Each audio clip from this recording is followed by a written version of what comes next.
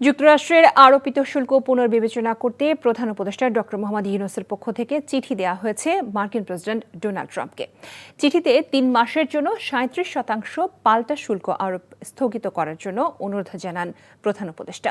এই সময়ের মধ্যে অন্তর্বর্তী সরকার আমদানি বাড়ানোর জন্য কাজ করবে বলে জানানো হয়। চিঠিতে বলা হয়েছে বাংলাদেশ যুক্তরাষ্ট্রের ট্রেড পলিসিকে পূর্ণ সহযোগিতা করবে। প্রধান উপদেষ্টা যুক্তরাষ্ট্রের পণ্য বাংলাদেশের বাজারে প্রবেশে শুল্ক সুবিধা দেওয়ার কথাও বলেছেন।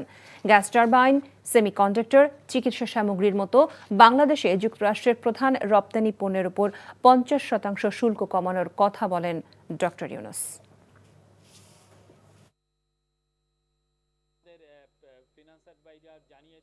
আজকে অলরেডি আমাদের চিফ অ্যাডভাইজার মহোদয় একটা চিঠি উনি সাইন করেছেন। এটা চলে যাবে খুব শীঘ্রই চলে যাবে ইউএস। এটা উনি লেটারটা লিখেছেন ইউএস প্রেসিডেন্ট ডোনাল্ড ট্রাম্পের কাছে। বান্ডেল থাকলে প্রতি সেনমানিতে টাকা বাঁচবে। বিকাশ সেনমানি বান্ডেল কিনে জিতুন প্রতি লেনদেনে।